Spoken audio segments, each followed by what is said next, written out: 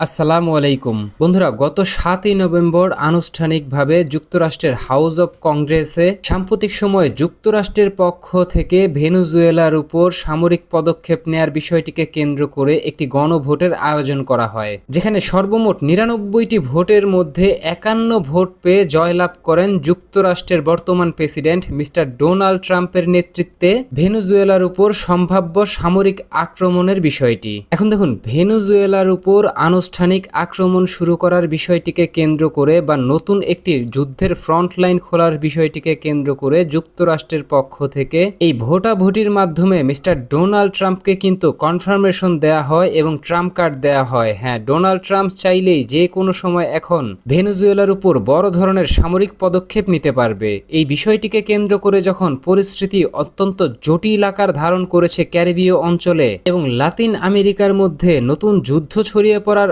আশঙ্কা দেখা দিয়েছে, তখন কিন্তু যুক্তরাষ্ট্রের নিয়ন্ত্রণাধীন পুয়ের্তো রিকো দ্বীপে কিন্তু যুক্তরাষ্ট্র বিপুল পরিমাণ সামরিক উপস্থিতি বৃদ্ধি করছে।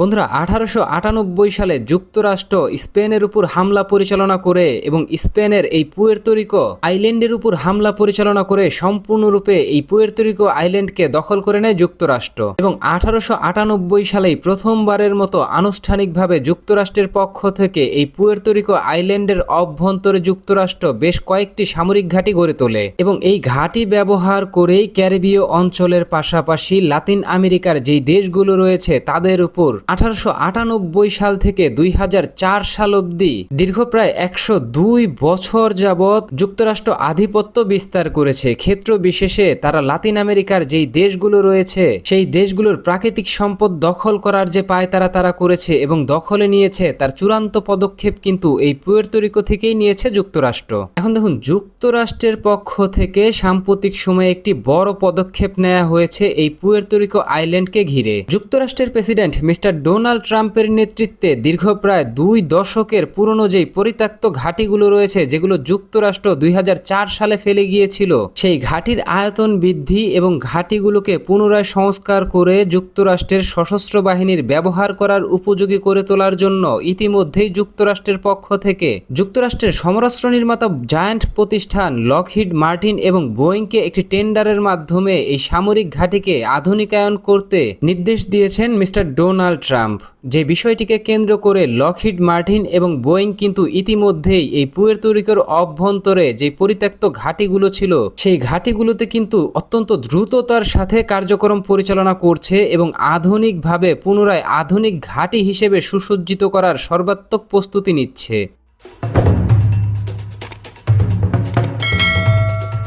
বন্ধুরা, আন্তর্জাতিক গণমাধ্যমে প্রকাশিত সর্বশেষ তথ্য অনুযায়ী যুক্তরাষ্ট্র বর্তমানে এই পুয়ের্তো রিকো আইল্যান্ডের অভ্যন্তরে প্রায় 2 স্কোয়াড্রন F-35 যুদ্ধবিমান মোতায়েন করেছে, পাশাপাশি বেশ কিছু F-18 হর্নেট যুদ্ধবিমান মোতায়েন করেছে। পাশাপাশি যুক্তরাষ্ট্রের যুদ্ধবিমানের যেই দম্ভ রয়েছে বা যুদ্ধবিমানের যেই টেকনোলজিক্যাল মার্বেল রয়েছে B-52 এবং B-2 বম্বার, তা কিন্তু ইতিমধ্যেই মোতায়েন করেছে। পাশাপাশি MQ-9 এর মতো অত্যন্ত শক্তিশালী এবং যুদ্ধ পরীক্ষিত অ্যাটাক ড্রোন মোতায়েন করেছে যুক্তরাষ্ট্র। পাশাপাশি এর সাথে যুক্তরাষ্ট্র বিভিন্ন ধরনের শক্তিশালী আকাশ প্রতিরক্ষা ব্যবস্থা এবং মিসাইল সিস্টেম মোতায়েন করেছে, যা পরিচালনা করতে ইতিমধ্যেই পূর্বেই পৌঁছে গেছে ওই পুয়ের্তো রিকো আইল্যান্ডের অভ্যন্তরে যুক্তরাষ্ট্রের প্রায় 6000 সেনা সদস্য। এখন দেখুন, যুক্তরাষ্ট্রের পক্ষ থেকে পূর্বেই ঘোষণা দেয়া হয়েছিল যুক্তরাষ্ট্রের সবচাইতে বড় যেই বিমানবাহী রণতরী রয়েছে USS জেরার্ড আর ফোর্ড, এই বিমানবাহী রণতরী কিন্তু ইতিমধ্যেই যুক্তরাষ্ট্রের পক্ষ থেকে নির্দেশ পাওয়ার সাথে সাথেই এই ক্যারিবীয় অঞ্চলের পুয়ের্তো রিকো আইল্যান্ডে পৌঁছে গেছে। এখন দেখুন, গত পরশুদিন যুক্তরাষ্ট্রের এই যে বৃহত্তর বিমানবাহী রণতরী, এই বিমানবাহী রণতরী কিন্তু পুয়ের্তো রিকোতে প্রবেশ করেছে। পাশাপাশি এই বিমানবাহী রণতরীকে স্কর্ট করতে অন্ততপক্ষে 10 থেকে 12টি ডেস্ট্রয়ার যুদ্ধজাহাজ কিন্তু রয়েছে এবং বেশ কয়েকটি ক্রুজার শিপ সহ যুক্তরাষ্ট্রের ডিজেল ইলেকট্রিক সাবমেরিন নয়, সরাসরি যুক্তরাষ্ট্রের পরমাণু শক্তিচালিত পরমাণু হামলা পরিচালনা করতে সক্ষম এই ধরনের অন্ততপক্ষে 2টি সাবমেরিন মোতায়েন করেছে যুক্তরাষ্ট্র এই অঞ্চলে। এখন দেখুন, যুক্তরাষ্ট্রের এই যে নতুন নৌবহরের এই পুয়ের্তো রিকো আইল্যান্ডে আবির্ভাব হয়েছে, সেখানে কিন্তু বিপুল পরিমাণ সমরাস্ত্রের পাশাপাশি নতুন করে আরো 4,000 যুক্তরাষ্ট্রের সেনা সদস্য প্রবেশ করেছে এই পুয়ের্তো রিকোতে। এর ফলে এখন যুক্তরাষ্ট্রের যে সামরিক উপস্থিতি রয়েছে বা সেনা সদস্য রয়েছে এই পুয়ের্তো রিকোর অভ্যন্তরে, তা এখন 10,000-এ উন্নতি হয়েছে। বন্ধুরা, অত্যন্ত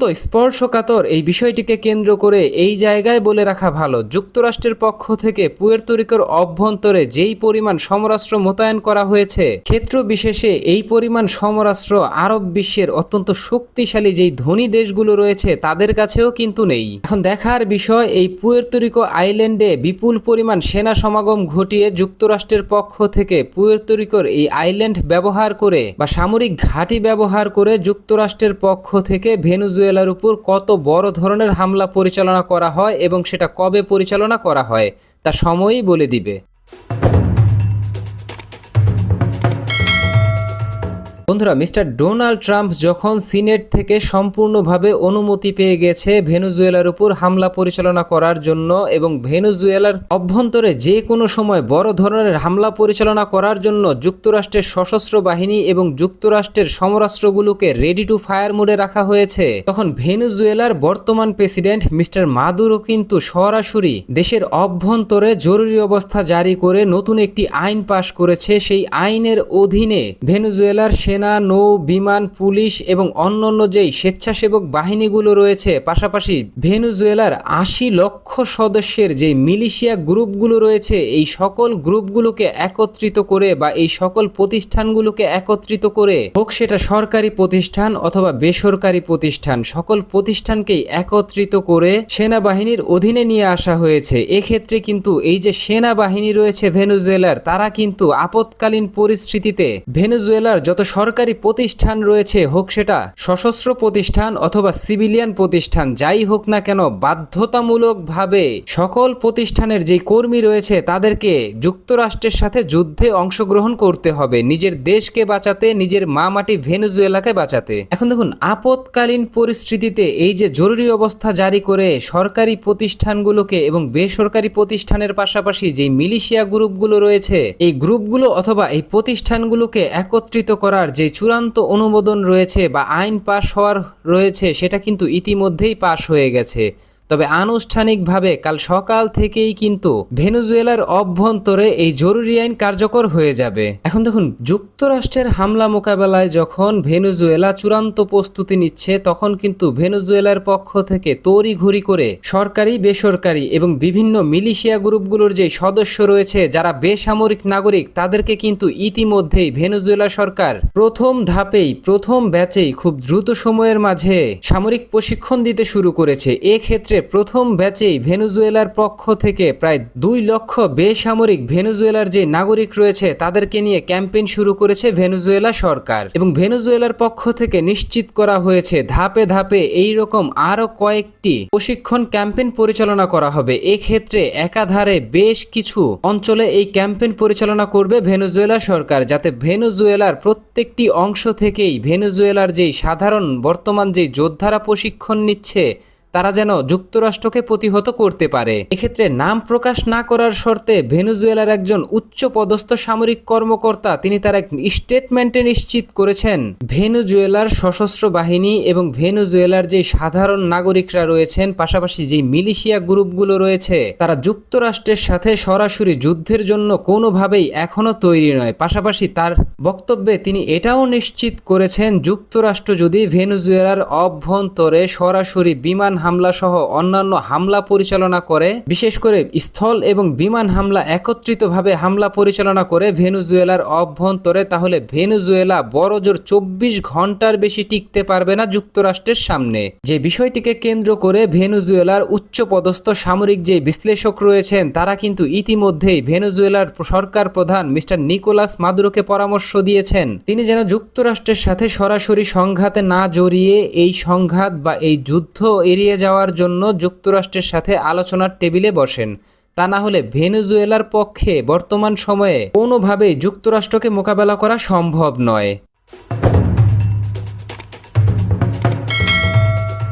বন্ধুরা, আসন্ন যুক্তরাষ্ট্রের আগ্রাসন মোকাবেলায় ভেনেজুয়েলার পক্ষ থেকে তড়িঘড়ি করে রাশিয়ার কাছে সামরিক সহযোগিতা চাওয়া হয়েছে। যেই সহযোগিতার অধীনে বা সহযোগিতার প্যাকেজে রাশিয়ার পক্ষ থেকে ইতিমধ্যেই ভেনেজুয়েলা রাশিয়ার তৈরি যেই পুরনো সুখোই ভ্যারিয়েন্টের যেই যুদ্ধবিমানগুলো ব্যবহার করে সেই যুদ্ধবিমানগুলোকে আধুনিকায়ন করতে বিভিন্ন আপগ্রেড কিট কিন্তু ইতিমধ্যেই রাশিয়ার পক্ষ থেকে ভেনেজুয়েলায় পাঠানো হয়েছে। পাশাপাশি এই যুদ্ধবিমানের জন্য বিভিন্ন ধরনের আধুনিক রাডার সিস্টেমের পাশাপাশি বিভিন্ন ধরনের এয়ার টু এয়ার মিসাইল পাঠানো হয়েছে, যা অতিরিক্ত সাপ্লাই চেইন হিসেবে কাজ করবে এই ভেনেজুয়েলার বিমান বাহিনীতে। পাশাপাশি ভেনেজুয়েলার পক্ষ থেকে এটাও নিশ্চিত করা হয়েছে ভেনেজুয়েলার যেই আকাশ প্রতিরক্ষা ব্যবস্থা রয়েছে সেই আকাশ প্রতিরক্ষা ব্যবস্থার জন্য বিভিন্ন ধরনের রাডার ইকুইপমেন্ট কিন্তু ইতিমধ্যেই ভেনেজুয়েলায় প্রেরণ করেছে রাশিয়া। পাশাপাশি রাশিয়ার পক্ষ থেকে ইতিমধ্যেই ভেনেজুয়েলার অভ্যন্তরে ছোট বড় বিভিন্ন ধরনের সমরাস্ত্র সাপ্লাই করা হয়েছে, যে বিষয়টি কিন্তু ভেনেজুয়েলার পক্ষ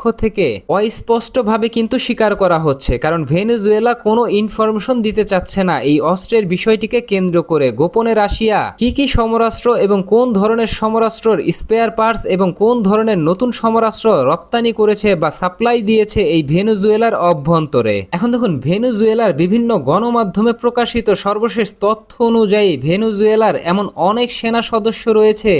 যাদের ইতিমধ্যেই কোনো ধরনের আধুনিক যুদ্ধ গিয়ার ব্যবহার করার কোনো অভিজ্ঞতাই নেই। বিশেষ করে এমন সেনা সদস্যদের সংখ্যা প্রচুর পরিমাণে রয়েছে যারা এখনো আধুনিক অ্যাসল্ট রাইফেলই ব্যবহার করেনি কখনো। যে বিষয়টিকে কেন্দ্র করে ভেনেজুয়েলার উচ্চপদস্থ বেশ কয়েকজন সামরিক কর্মকর্তা নাম না প্রকাশ করার শর্তে আল জাজিরাকে জানিয়েছেন এবং রয়টার্সকে জানিয়েছেন দীর্ঘদিনের পুরনো অস্ত্রের পাশাপাশি অত্যন্ত গরিব যেই সেনা সদস্যরা রয়েছে, বিশেষ করে তিনি তার বক্তব্যে বা তাদের বক্তব্যে এটা নিশ্চিত করেছেন বর্তমানে ভেনেজুয়েলার সেনাবাহিনীর ন্যূনতম বেতন হচ্ছে 100 মার্কিন ডলার, সর্বোচ্চ 2 থেকে 300 মার্কিন ডলার, যা বাংলা টাকায় কনভার্ট করলে দাঁড়ায় 12,000 থেকে 36,000 টাকা। যেখানে ভেনেজুয়েলার সেনা সদস্যরা এত কম পরিমাণ সুযোগ সুবিধা এবং বেতন পাচ্ছে, পাশাপাশি তাদের কাছে বহু পুরনো রাশিয়ান যেই অস্ত্রগুলো রয়েছে সেই অস্ত্র ব্যবহার করে ভেনেজুয়েলার সশস্ত্র বাহিনী যুক্তরাষ্ট্রের B2 বম্বার অথবা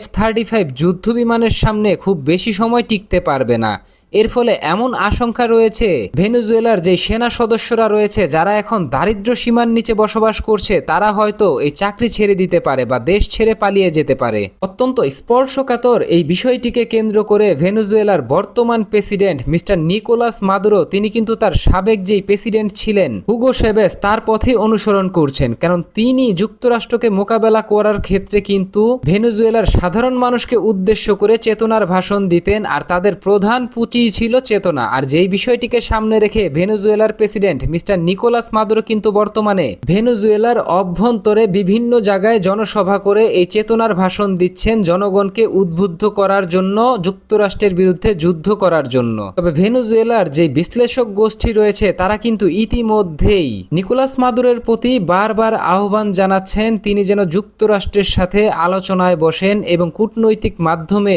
এই সমস্যা সমাধানের সর্বাত্মক চেষ্টা করেন। কারণ মাদুরো খুব ভালো করে জানেন এই যুদ্ধে যুক্তরাষ্ট্রের সাথে মাদুরো জয়ী হতে পারবে না, তবে ভেনেজুয়েলা সম্পূর্ণরূপে ধ্বংস হয়ে যাবে যুক্তরাষ্ট্রের হামলায়। তাই এই হামলা বা ভেনেজুয়েলার ধ্বংস ঠেকাতে এখন মাদুরোর উচিত যুক্তরাষ্ট্রের সাথে আলোচনার টেবিলে বসা এবং কূটনৈতিক মাধ্যমে এই সমস্যার পূর্ণাঙ্গ সমাধান করা। তবে এখন দেখার বিষয় ভেনেজুয়েলার প্রেসিডেন্ট মিস্টার নিকোলাস মাদুরো কি যুক্তরাষ্ট্রের সাথে আলোচনার টেবিলে বসে সমস্যা সমাধানে কোনো ধরনের পদক্ষেপ নেয় কিনা, অথবা সামরিক পথ ব্যবহার করে যুক্তরাষ্ট্রের সাথে কোনো ধরনের সংঘাতে যেতে যায় কিনা।